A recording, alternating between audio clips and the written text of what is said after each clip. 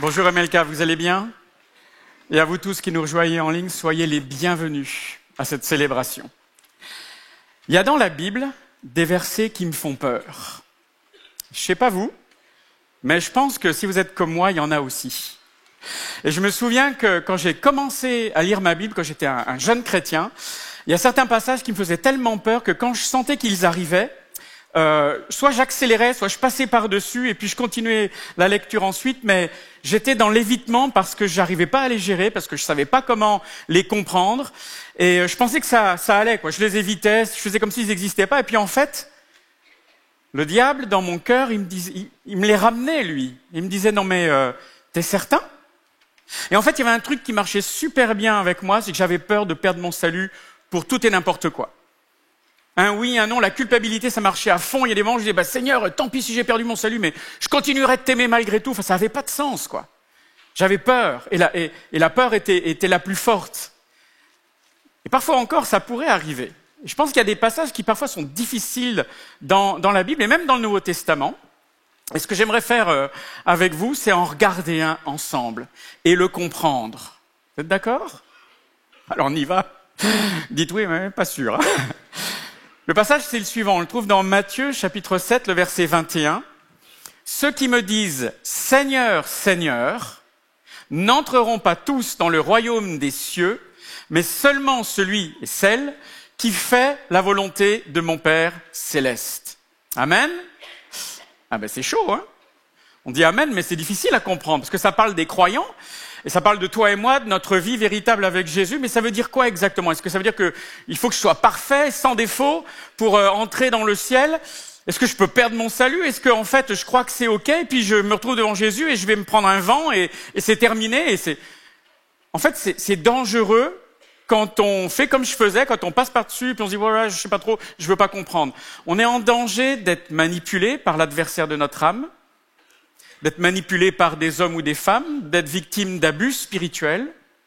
Et le pire, ce serait d'avoir couru en vain, comme dit Paul. Et moi, je veux pas avoir vécu une vie en m'étant trompé, quoi. Donc en fait, c'est super important de bien comprendre. Et quand il y a des versets compliqués comme ça, en fait, c'est un avertissement, ça va paraître bizarre ce que je veux dire, mais c'est un avertissement d'amour du Saint-Esprit pour toi. Il veut pas que tu te méprennes et il veut pas que tu loupes ta course. Et en fait, il y a 3 clés que j'aimerais voir avec vous aujourd'hui. La première, c'est qu'en fait, la première chose que le texte me sous-entend, c'est que pour être sauvé, il faut pouvoir entrer dans le royaume des cieux. Mais je fais comment? Je voudrais être sûr. Ça veut dire quoi? Faire la volonté de mon Père Céleste. Ça veut dire quoi exactement? Alors le premier verset qui fait écho à cette question, on le trouve dans Jean, chapitre 6, verset 40. La volonté de mon Père, c'est que quiconque voit le Fils et croit en lui ait la vie éternelle. Et je le ressusciterai au dernier jour. Amen. Et ça fait écho, ça fait penser à un autre verset qui est célèbre. En effet, Dieu a tant aimé le monde qu'il a donné son Fils unique, afin que quiconque croit en lui ne périsse pas, mais qu'il ait la vie éternelle. Amen. La première clé, c'est qu'avoir la foi en Jésus-Christ, pas la foi en n'importe quoi, en Jésus-Christ, c'est faire la volonté du Père Céleste. Et sans la foi, il est impossible d'être agréable à Dieu, dit la Bible. Et en fait, la foi, c'est simplement viens tel que tu es et crois. Et c'est tout. Mais peut-être que quelqu'un se dit en ce moment, non, mais moi c'est pas possible. Tu te sens sale en fait et tu te dis, non mais je suis pas digne. Si tu savais, pasteur, si tu savais. En fait, avant de venir, j'ai pris un produit parce que je me sentais tellement mal, j'étais tellement pas bien dans ma peau et peut-être que tu as fumé un truc, que t'as bu et parce que tu voulais calmer une douleur, pour pas te souvenir de quelque chose. Ou bien parce que peut-être récemment, tu as fait quelque chose avec ton copain ou ta copine que tu sais très bien qu'il fallait pas faire et que ça ressemble pas à l'amour de Jésus pour toi. Mais tu avais tellement besoin de te sentir aimé que t'as pas pu t'en empêcher. C'était comme un shoot de réconfort dont tu avais besoin. Peut-être que tu te dis, mais moi je peux pas venir devant Dieu, c'est pas possible, je suis sale. Est-ce que Jésus aussi va me rejeter comme tous les autres? C'est peut-être cet état de cœur avec lequel tu es venu et que tu écoutes en ce moment. Tu es peut-être venu aussi avec des peurs.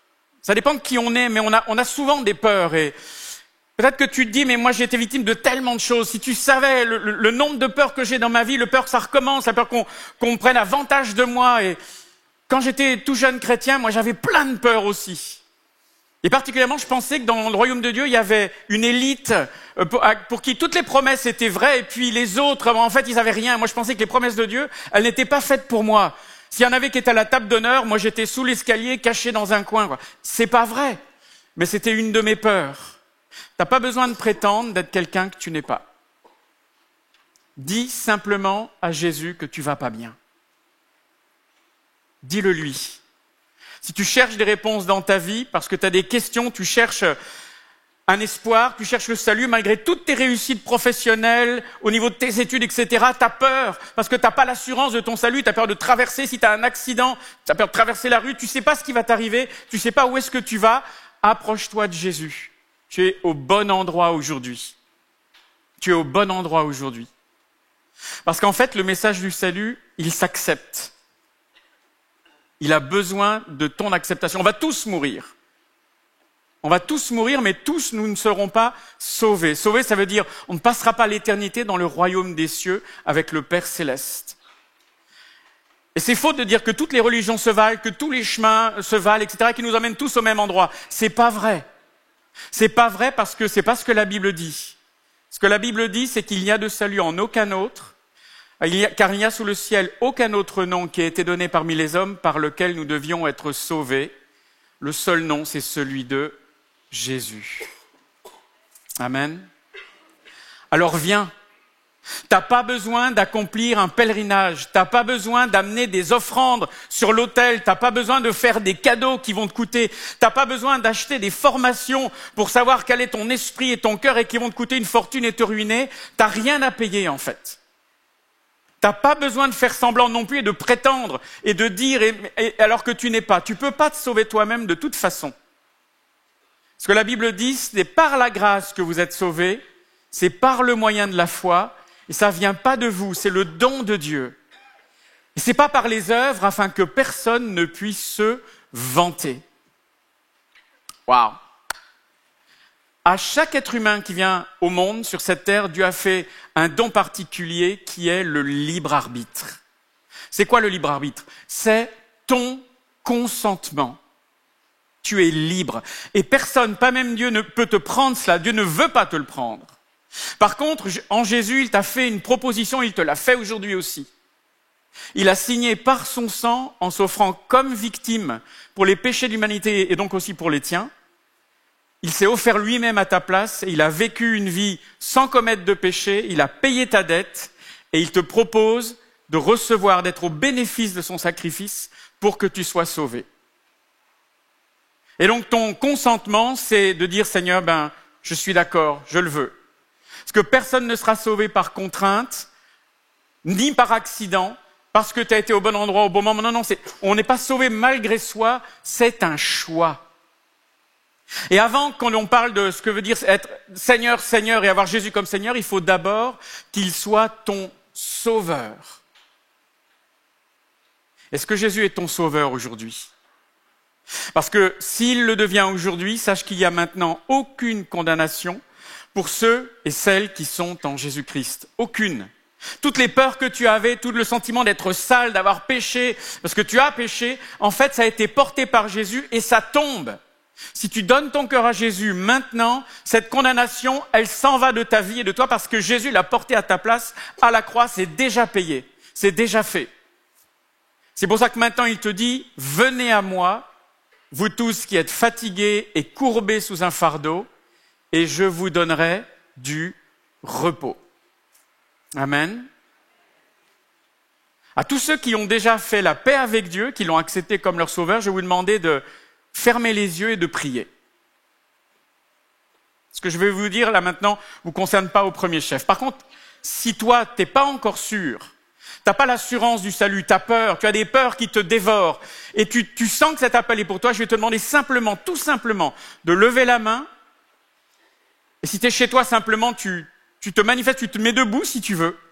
Tu dis, Seigneur, je veux que tu rentres dans ma vie, que tu sois mon sauveur. Je te demande pardon, viens à mon secours. Et levez la main maintenant. Lève la main maintenant. Si tu n'as pas encore fait la paix avec Jésus, c'est maintenant le bon moment. Le Seigneur t'accueille, il te voit, et quand tu as levé ta main, symboliquement, en fait, c'est la sienne qui est venue te prendre et qui te dit « Bienvenue à la maison, mon fils ou ma fille, ça fait tellement longtemps que je t'attendais. »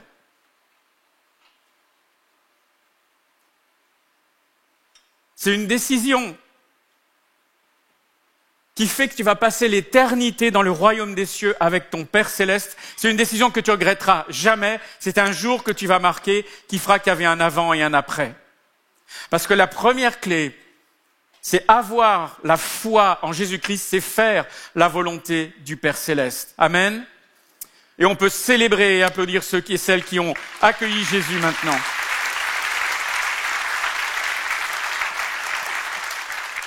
Ouf! C'est une belle décision. Alors maintenant, on continue notre aventure dans ce verset qui fait peur. Le morceau du verset, la deuxième partie, c'est ceux qui me disent « Seigneur, Seigneur, n'entreront pas tous dans le royaume des cieux. » Alors je vais vous lire un petit bout qui suit, d'autres versets qui suivent celui-ci. Tout à l'heure, j'en lirai qui le précède. « Beaucoup me diront ce jour-là, Seigneur, Seigneur, n'avons-nous pas prophétisé en ton nom? N'avons-nous pas chassé des démons en ton nom? N'avons-nous pas fait beaucoup de miracles en ton nom? Alors je leur dirai ouvertement, je ne vous ai jamais connus. Éloignez-vous de moi, vous qui commettez le mal. » Aïe, aïe, aïe, aïe, aïe, aïe. Et là, on est dans le cœur du problème. Il s'agit de croyants auxquels Jésus s'adresse. Mais alors là, est-ce qu'on m'a menti? Est-ce qu'ils ont la foi et puis ça suffit pas? J'ai pris le baptême, j'ai fait des choses avec Dieu, j'ai prophétisé, j'ai vu des miracles. Est-ce que Jésus peut me renier? Moi, j'étais sûr que j'étais sauvé. Est-ce que je peux avoir une mauvaise surprise le jour où je m'attends à être récompensé? La deuxième clé que je voudrais vous partager, c'est qu'en fait, vivre selon son amour, c'est faire la volonté du Père céleste. Parce que l'Écriture me dit, et c'est Jésus qui parle, « Si vous m'aimez, respectez mes commandements. » Jésus t'accepte tel que tu es aujourd'hui, vraiment tel que tu es, mais il t'aime trop pour te laisser comme ça. Il veut pas te laisser comme ça. Il veut pas que tu aies une vie chrétienne de façade. Et quand tu invites Christ dans ta vie, c'est pas seulement pour venir à l'église et cocher la case Jésus, quoi. Ouais, je suis venu aujourd'hui, mais j'ai fait mon devoir spirituel, c'est bon, mais je repars vite parce qu'il y a le poulet au four et ça risque de griller si je repars pas vite, quoi. Ou bien je suis venu, mais ce soir on se fait une teuf de dingue avec des amis et ça va être la défonce mais j'ai fait ce qu'il fallait ce matin ou cet après-midi et je suis venu, quoi. Ou bien je suis venu parce que ma mère, elle m'a dit qu'il fallait que je vienne et que je sois vu, mais en fait, j'ai qu'une envie, c'est de partir vite, vite, vite, faire autre chose. Le Seigneur, il veut tellement plus que ça et mieux surtout pour toi. Si c'est ton état de cœur, en fait, ça veut dire quoi? Ça ne veut pas dire que tu es chrétien comme Jésus voudrait, ça veut dire que tu as une culture chrétienne. Et c'est complètement différent. Tu connais les mots, tu connais les chants, tu connais les prières et même les prédications, peut-être que tu dis « Ouais, ce message-là que le pasteur dit là, en ce moment, mais je l'ai déjà entendu, celui-là, je sais où il va avec son truc là. » Tu as déjà entendu, tu sais. Et en fait, tu es blasé. Tu fais partie d'un club, mais le Seigneur veut tellement mieux. Est-ce que c'est le cœur que tu as aujourd'hui? Ou bien alors, est-ce que tu as une vie chrétienne à la carte? Ça veut dire quoi avoir une vie chrétienne à la carte? C'est je compartimente Dieu. Ah Dieu, j'en ai besoin pour ma carrière. Seigneur, tu vois mon CV, j'ai postulé à telle entreprise, c'est vraiment le job de mes rêves, je le voudrais. Seigneur, merci de mettre mon CV sur le dessus de la pile et qu'ils me prennent. Et puis Seigneur, merci, j'ai eu le poste, c'est génial, etc. Ah, Dieu est ton Dieu pour te conduire dans tes études ou dans ta carrière. Par contre, pour ta vie sentimentale, ah non, moi le mariage, j'y crois pas. Hein. J'ai pas envie de m'enquiquiner avec un bonhomme, avec ses problèmes et ses misères. J'ai pas envie de rester avec une seule fille. Je veux essayer des filles avant de pouvoir me caser avec une pour le reste de mes jours. Non, non. Le mariage, j'y crois pas. Par contre, le sexe, oui. Et on va avoir du sexe, et puis après, je lui conseille de prendre la pilule du lendemain, ou tu la prends sans même que lui le sache. Et puis bon, de toute façon, le Seigneur va nous pardonner, hein, parce qu'il nous aime. Tu as compartimenté ta vie. Dieu est ton Dieu pour certaines choses et pas pour d'autres. Alors, c'est vrai que le Seigneur Jésus t'aime. C'est vrai qu'il veut te pardonner. Mais quand tu fais ça, en fait, tu méprises sa grâce. Et quand Jésus dit « Vous avez fait le mal, retirez-vous de moi », c'est ça qu'il veut dire. Tu peux pas vivre comme tu veux et t'appeler chrétien ou chrétienne, c'est pas possible. Tu peux pas parler comme tu veux, maudire les gens, les insulter, les calomnier, puis dire des mauvaises choses d'eux et puis après t'appeler chrétien. Tu peux pas semer ta colère sur tout le monde et t'appeler chrétien ensuite. Il y a 32 ans de ça, le Seigneur m'a montré que j'avais un problème avec la colère et que j'étais un homme violent. On avait eu une tension avec Rachel, une dispute. Et je voudrais dire ici, devant tout le monde, que c'est elle qui avait raison. Et c'est moi qui avais tort. C'est dit, comme ça. Mais malheureusement, ce jour-là, on était mariés depuis quelques années. C'était à 32 ans de ça, et j'ai failli lever la main sur ma femme. J'ai voulu, dans mon cœur, j'ai voulu la gifler. La seule raison pour laquelle je l'ai pas fait, c'est que je pense qu'il y a un ange qui a dû coller ma main le long de ma jambe, mais Rachel l'a vu. J'ai vu qu'elle l'avait vu et moi, dans ma tête, je l'avais fait.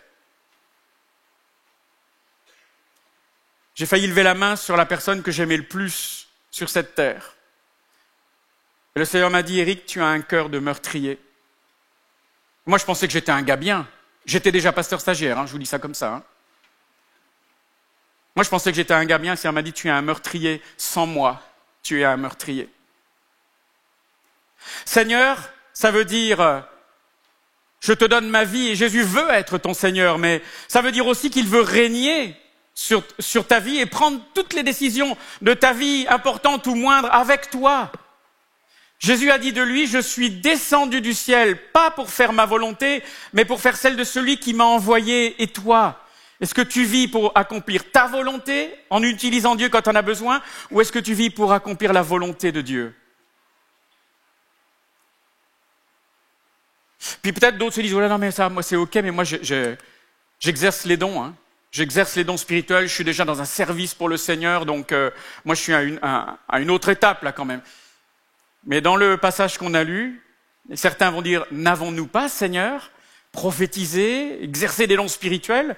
Alors il y en a qui disent, certains exégètes disent, non mais en fait ils n'étaient pas vraiment chrétiens, c'est pour ça qu'il leur arrive ça et que Jésus les rejette, mais c'est pas ce que le texte dit exactement.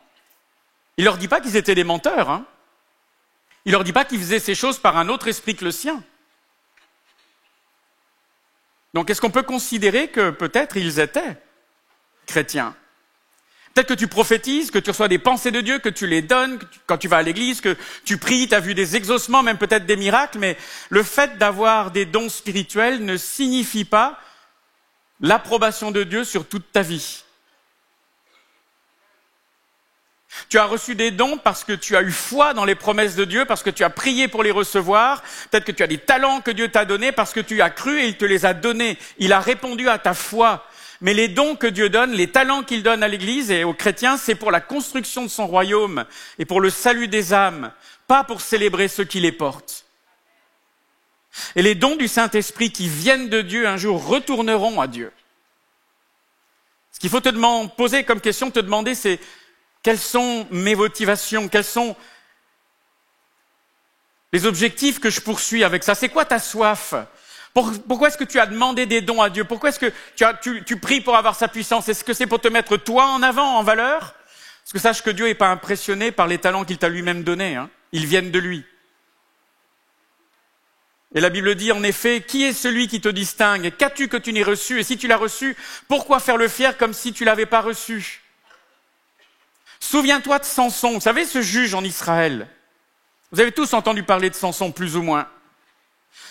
Il avait de très grands dons.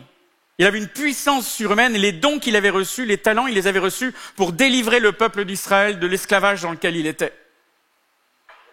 Et il en a utilisé certains de ses dons, mais jusqu'à un certain point, parce que le Seigneur aurait voulu faire tellement plus avec la vie de Samson, tellement mieux surtout. Et sa vie s'est terminée tellement mal. Vous savez pourquoi? Parce qu'en fait, peu à peu, il avait perdu sa communion avec l'Esprit de Dieu. Il exerçait des dons de puissance, puis il oubliait. Il ne s'est pas rendu compte, à un moment donné, c'est allé tellement loin que le Saint-Esprit l'avait quitté. Comment est-ce que c'est possible, Seigneur, alors qu'il y avait une telle puissance dans sa vie? Je pensais qu'à quelqu'un comme ça, il peut pas tomber, il y a une telle puissance de Dieu en lui. Il n'avait pas fait ce qui était de sa responsabilité, c'était de garder son cœur Son cœur était partagé. Il avait un pied avec Dieu, un pied sans Dieu, un pied avec Dieu, puis 2 pieds sans Dieu, un pied avec Dieu, puis 3 pieds sans Dieu. Et il pensait qu'il serait toujours en contrôle. Peut-être certains se disent, oui, mais ça c'est l'Ancien Testament. Moi, je voudrais te dire aujourd'hui, attention aux liens que tu as gardés dans ta vie. Aux choses où tu es consciente ou conscient que ça n'appartient pas à la volonté de Dieu et tu en es conscient et tu les gardes quand même. Il y a des années, j'ai rencontré quelqu'un qui était un ministère, un pasteur extraordinaire qui avait dans son ministère, c'est un évangéliste, il avait un don de puissance, de guérison, de miracles. Et quand il prêchait, des milliers de gens se convertissaient à Jésus-Christ et il y avait des guérisons miraculeuses. Le don venait du Saint-Esprit, il n'y avait aucun doute avec ça. Il y avait des miracles incroyables qui se passaient dans sa vie. Mais il n'a pas gardé son cœur. Et aujourd'hui, je prie qu'il revienne vers son Sauveur et son Seigneur. Mais aujourd'hui, il a divorcé de son épouse, il est parti avec quelqu'un d'autre, et pire encore, il ne croit même plus en Jésus-Christ. Vous croyez que c'est pas possible? Il n'a pas gardé son cœur. Alors maintenant, il ne faut pas prendre peur. La communion avec Dieu, ça ne se perd pas du jour au lendemain. Hein. Ça ne se perd pas du jour au lendemain.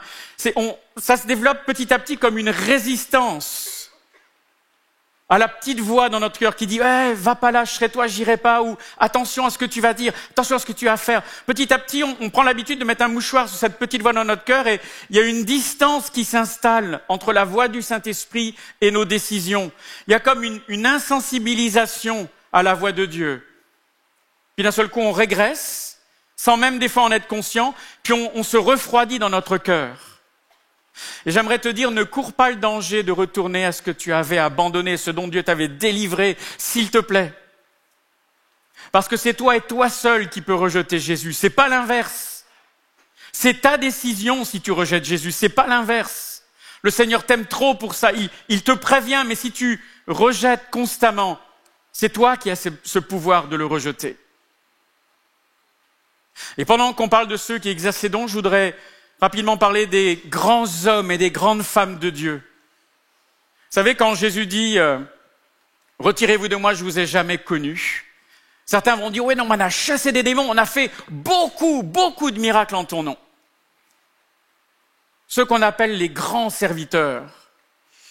Certains, des fois, disent « Mais si c'est ça les chrétiens, parce que moi je les connais dans le privé de leur vie, et en fait, ils sont complètement différents si on les voit en privé ou si on les voit en public. Hein.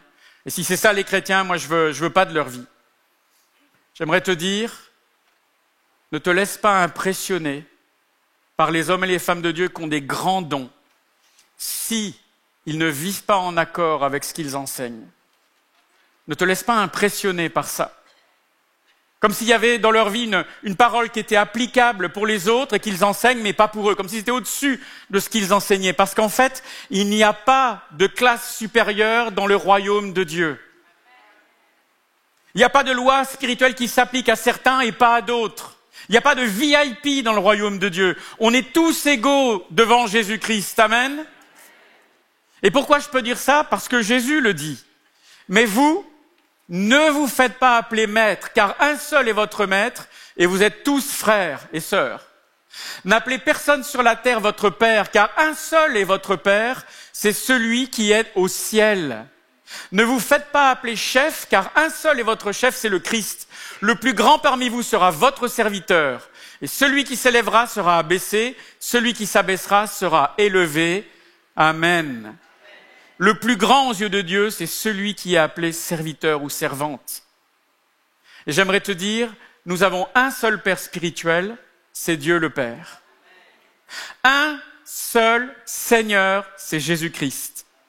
Un seul Maître et Guide, c'est le Saint-Esprit. Vous savez, plus grand est l'appel, plus grande est la responsabilité devant Dieu. Et la Bible m'apprend que tous les leaders, les prédicateurs seront jugés plus sévèrement que les autres. Donc prie pour ceux et celles qui sont des responsables parce qu'ils en ont besoin. Ils ont besoin de ta prière. Et on le sait parce que Jésus le dit, il y aura des surprises dans le ciel au moment des récompenses. Parce que ceux qu'on a vus très grands dans le royaume de Dieu sur terre, certains d'entre eux, ceux qu'on appelait les premiers, seront les derniers. Et puis ceux qu'on pensait être les derniers, la petite mamie qui prie et qui est invisible, etc., peut-être seront parmi les premiers parce que Dieu regarde différemment. Ne te laisse pas impressionner.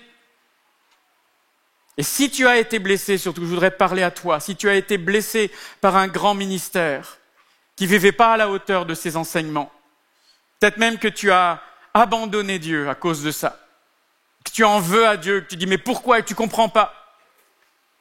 Je voudrais simplement te dire, parce que je suis sur cette estrade n'élève personne au-dessus des autres, aux yeux de Dieu. Je voudrais simplement te dire que je suis désolé de ce qui t'est arrivé. Et au nom de ceux qui servent Dieu et de celles qui servent Dieu, je te demande pardon. Sincèrement.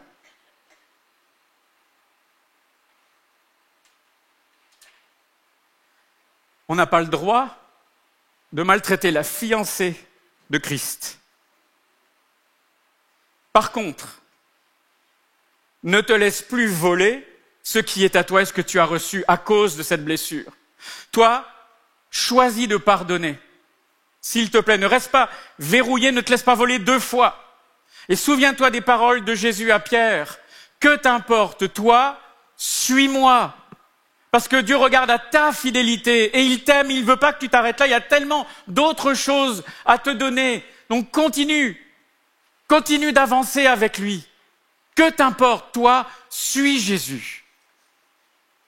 C'était ma 2e clé. Vivre selon son amour, c'est faire la volonté du Père Céleste. Amen. Maintenant, la dernière partie de ce que je voudrais vous partager, c'est ce verset, mais seulement celui ou celle qui fait la volonté de mon Père Céleste. Seulement celui ou celle qui fait la volonté de mon Père Céleste. Alors ça veut dire quoi? Qu'est-ce qu'il faut faire pour aller au ciel? La 3e clé, c'est mettre en pratique. C'est faire la volonté du Père Céleste. Mettre en pratique, c'est faire la volonté du Père Céleste. Mettez en pratique la parole et ne vous contentez pas de l'écouter en vous trompant vous-même par de faux raisonnements, dit la Bible. Mettez en pratique. C'est pas faire qui nous sauve. Je ne fais pas pour être sauvé, c'est parce que je suis sauvé. Je ne fais pas pour être aimé, c'est parce que je suis aimé. Alors je vais faire par amour. En fait, c'est une image du mariage, mais parce qu'on est fiancé à Jésus. Si le mariage pour toi, ça se limite au jour de tes noces et après tu fais ce que tu veux, tu vas coucher avec quelqu'un d'autre et vous avez 2 vies séparées, c'est pas le mariage que Dieu appelle le mariage, hein. C'est pas ça que Dieu veut. Si c'est juste un titre et puis après qu'il n'y a aucune vie commune, c'est un mariage blanc, c'est illégal, hein. En fait, le mariage, c'est de faire le choix tous les jours de vivre pour l'autre et renouveler librement ce choix au quotidien. C'est pas être parfait, on sait qu'on n'est pas parfait, qu'on fait des efforts, mais on progresse tous les jours. Aujourd'hui, je ne vais pas vous dire que j'aime Rachel plus que quand je l'ai rencontrée. Rachel, c'est ma femme. Hein. Mais je l'aime mieux parce qu'on a travaillé, on travaille tous les jours. Et avec Jésus, c'est pareil. Le Seigneur ne te demande pas d'être parfait ou parfaite, mais de te confier à lui tous les jours et de persévérer jusqu'à la fin dans la foi, l'amour et l'obéissance. Parce que la Bible dit, celui qui persévérera jusqu'à la fin sera sauvé. Et le langage d'amour de Dieu, c'est ton obéissance à sa parole. Je vais vous lire maintenant un passage qui vient juste avant le tout premier que j'ai lu avec vous. C'est Jésus qui parle. Il dit, cueille-t-on des raisins sur des ronces ou des figues sur des chardons? Tout bon arbre produit de bons fruits, mais le mauvais arbre produit de mauvais fruits. Un bon arbre ne peut pas porter de mauvais fruits, ni un mauvais arbre porter de bons fruits. Tout arbre qui ne produit pas de bons fruits est coupé et jeté au feu. C'est donc à leurs fruits que vous les reconnaîtrez. Amen. Ça, c'est un conseil qui est important pour tous les croyants. De quoi Jésus nous parle là, avec cet arbre qui porte des bons fruits et un autre des mauvais? Le fruit du Saint-Esprit en nous, c'est le résultat de notre marche quotidienne avec lui. Quand le Saint-Esprit vit en toi, parce que tu l'as invité, il change ton cœur, il transforme qui tu es de l'intérieur vers l'extérieur. C'est comme un fruit qui pousse. Si vous avez déjà planté des arbres fruitiers, peut-être pas, mais en fait, on voudrait bien qu'ils portent des fruits dès la première année, mais souvent, c'est pas possible, il faut attendre 2-3 ans. C'est la même chose dans notre intimité avec Jésus, c'est une maturation et le temps joue vraiment un élément important. Il y a une collaboration entre lui et toi. Mais pour ça, tu dois lui donner l'autorisation de travailler avec toi. C'est pas une religion, c'est pas Seigneur, Seigneur, je connais ton nom, je connais les chrétiens. Non, c'est une relation d'intimité. C'est pas être parfait, mais c'est être mis à part pour Jésus. Et il veut te faire avancer sur un chemin de progression. Pas que tu sois parfait, c'est pas possible. Que Jésus était parfait. Mais il veut que tu progresses et que tu t'engages à progresser. Parce que dans Hébreu, il est dit « Recherchez la paix avec tous et la progression dans la sainteté sans laquelle personne ne verra le Seigneur. » Ce n'est pas une option. Sans la sainteté, personne ne verra le Seigneur. C'est-à-dire, Seigneur, je suis tombé, mais je veux continuer, j'avance avec toi. Et c'est quoi ce fruit? Le fruit de l'esprit, c'est l'amour, la joie, la paix, la patience, la bonté, la bienveillance, la foi, la douceur, la maîtrise de soi. Amen. Et il n'y a pas à le créer ni à aller le chercher, il y a juste à le porter parce qu'il nous a été donné par le Saint-Esprit. Vous savez, en fait, est-ce que tu sais que ce fruit, c'est toi, c'est ton caractère.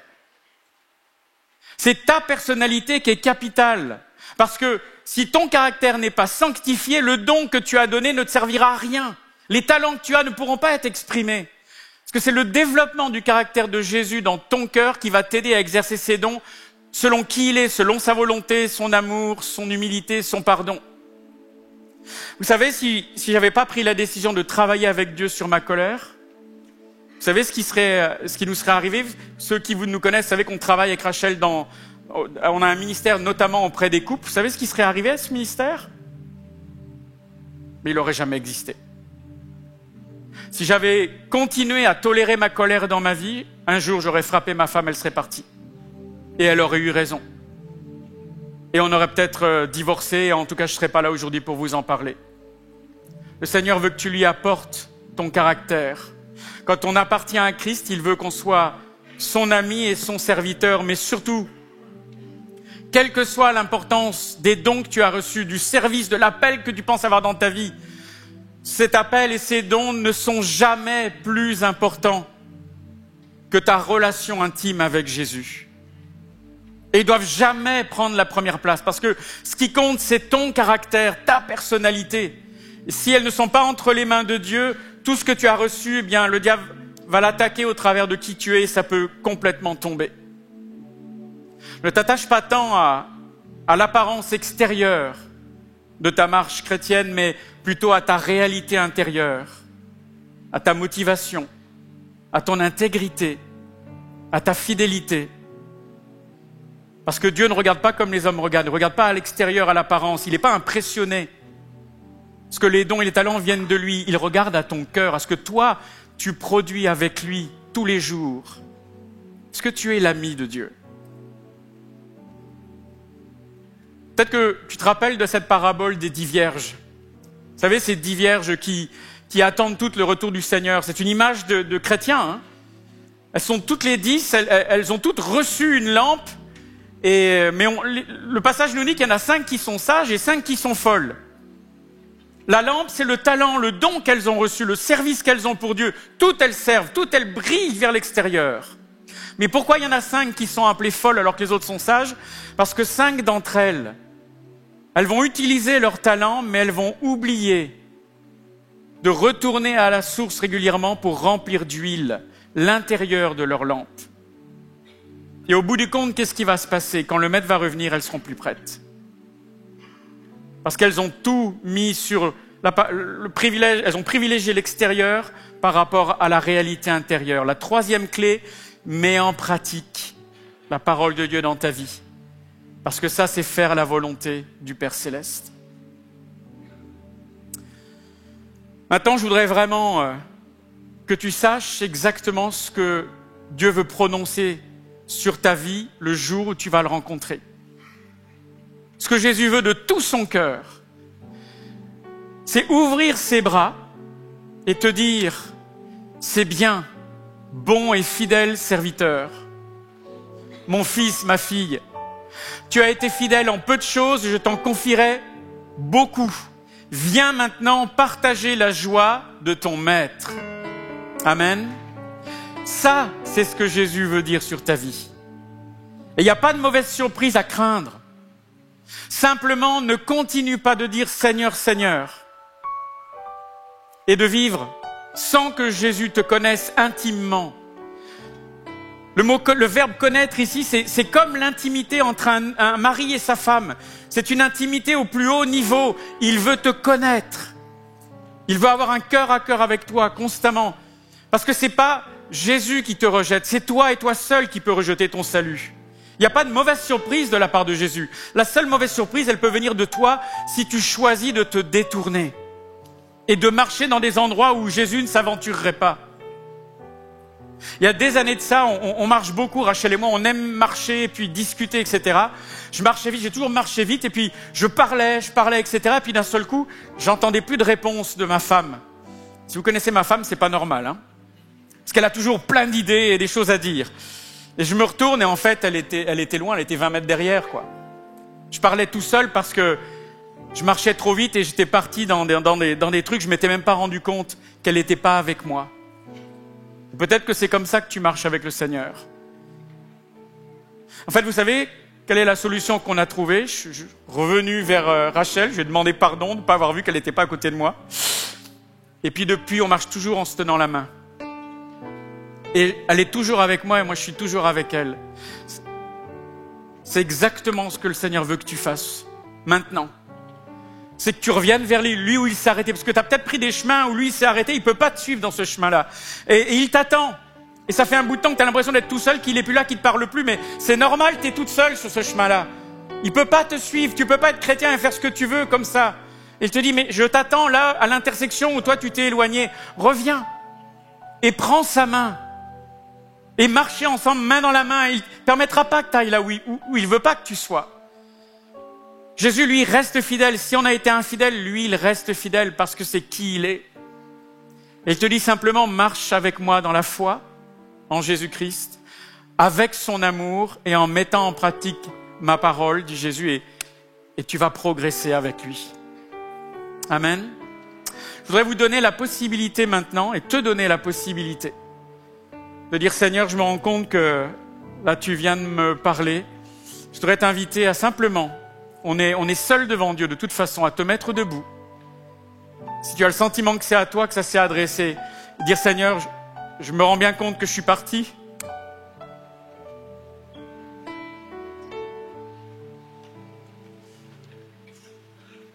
J'ai une vie et je ne veux pas la louper. Je ne veux pas la perdre à aller dans les endroits où toi tu ne vas pas. Je veux qu'elle te soit utile. Seigneur, je reviens vers toi. Prends ma main, je prends la tienne. Je veux que tu sois mon meilleur ami, Jésus. Et le Seigneur t'ouvre les bras et te dit, bienvenue ma fille et mon fils. Ça fait tellement longtemps que je t'attendais à cette intersection où tu étais parti, mais moi j'ai pas bougé. Viens maintenant. Viens et sois béni. Amen.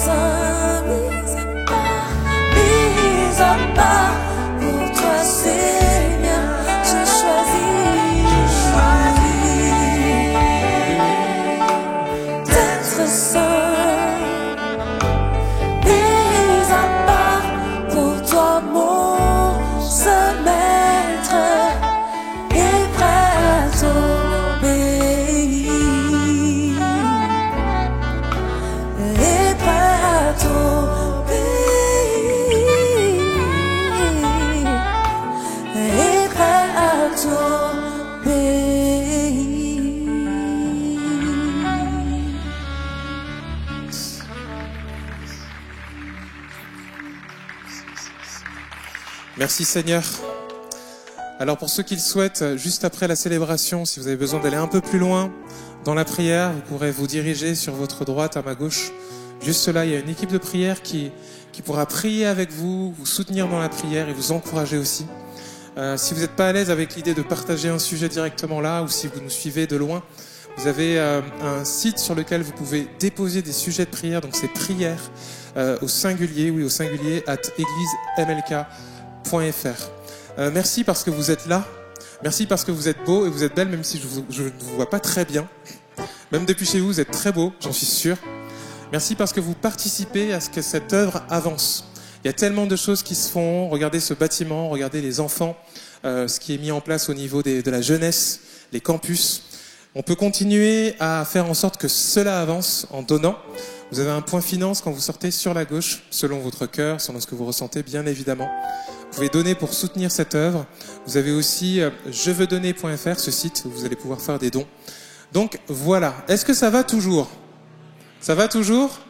Est-ce que vous voulez bien qu'on se lève et qu'on finisse en proclamant que notre Dieu est toujours, et il va le rester, je vous le dis, celui qui rend l'impossible possible.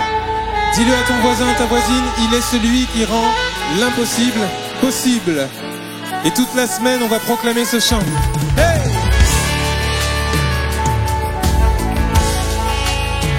Yes!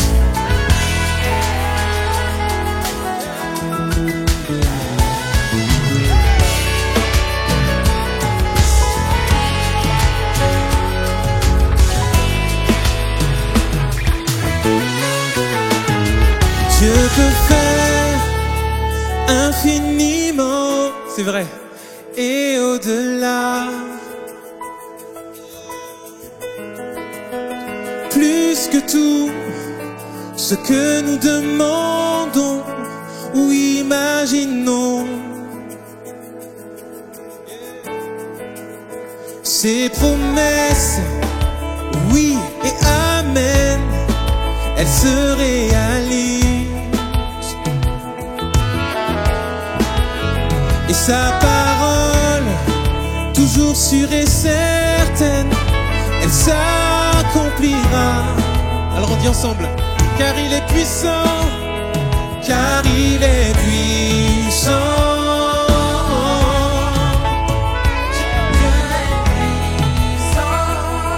Avec toi on y va, proclame. Dieu de l'impossible, proclame-le. Je sais qu'il peut tout accomplir. Tout accomplir. Il est sans limite. En lui je peux tout accomplir. Tout accomplir. Dieu est grand, on y va. Dieu est grand, majestueux. Il règne en roi.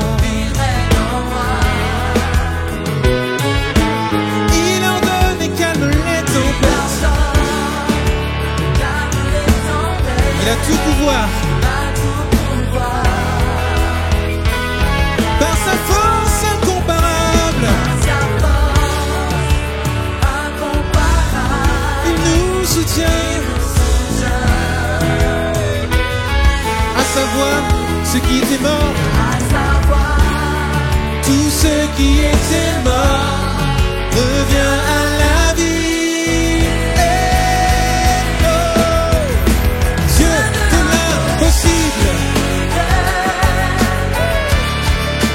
Je sais qu'il peut tout accomplir. Il est sans limite. En lui, je peux tout accomplir.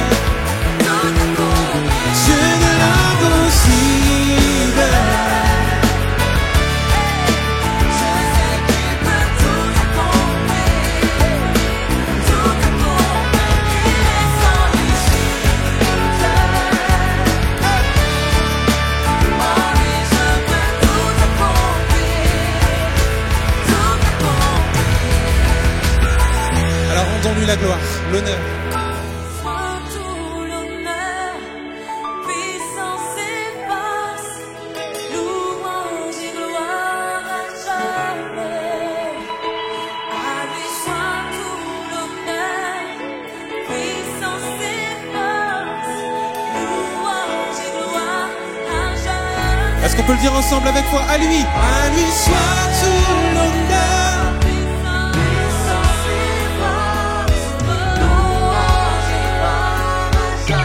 Proclame-le avec foi, à lui.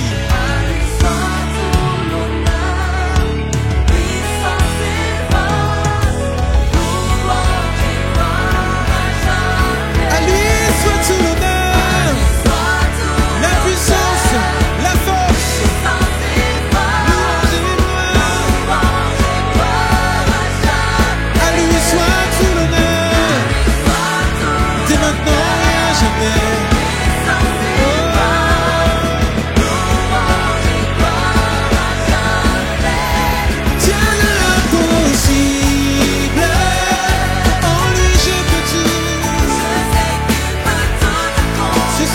Tout accomplir, il est sans limite. Je peux tout accomplir. Oh Dieu de l'impossible. Je sais qu'il peut tout, mon Dieu peut tout. Il est sans limite.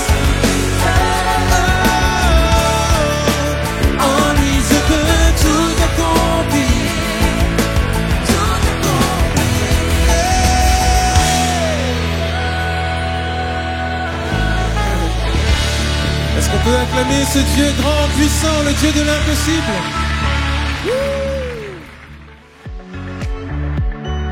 Ça y est, l'année 2024 touche à sa fin. Saviez-vous que vos dons à l'église MLK vous permettent de bénéficier d'une réduction d'impôt? En effet, tous vos dons effectués avant le 31 décembre 2024 sont déductibles de votre impôt sur le revenu à hauteur de 66%. Pour 1 000 € donnés, votre impôt sur le revenu est déduit de 660 €. L'État vous reversera cette somme en 2 versements. Une première partie dès le 15 janvier et le solde en août.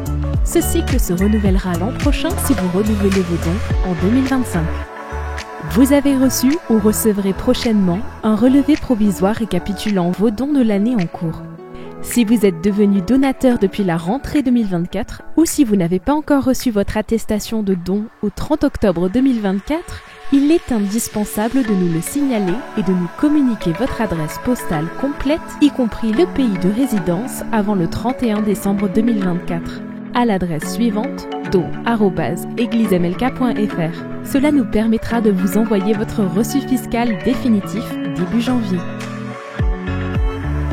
L'Église MLK est une association cultuelle reconnue par l'État. Tous les dons effectués en 2024 par virement, prélèvement, chèque ou carte bancaire seront déductibles de votre impôt. Votre reçu fiscal récapitulant vos dons vous sera envoyé par voie électronique en janvier 2025.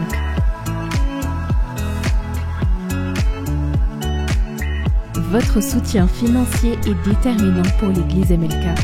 Grâce à vous, le message de l'Évangile continue de se diffuser et de transformer des vies. Ensemble, nous portons cette mission d'être aimés pour aimer mieux et aimer plus notre Dieu et notre prochain. Pour toute question, n'hésitez pas à contacter le service comptabilité à l'adresse don@églisemlk.fr. Cette vidéo t'a parlé? Clique sur j'aime. N'oublie pas également de t'abonner et de déclencher les notifications. Si cette vidéo t'a touché, elle peut aussi faire du bien à ceux qui t'entourent. Prends 5 minutes pour la partager à un proche ou à un ami qui en aurait besoin.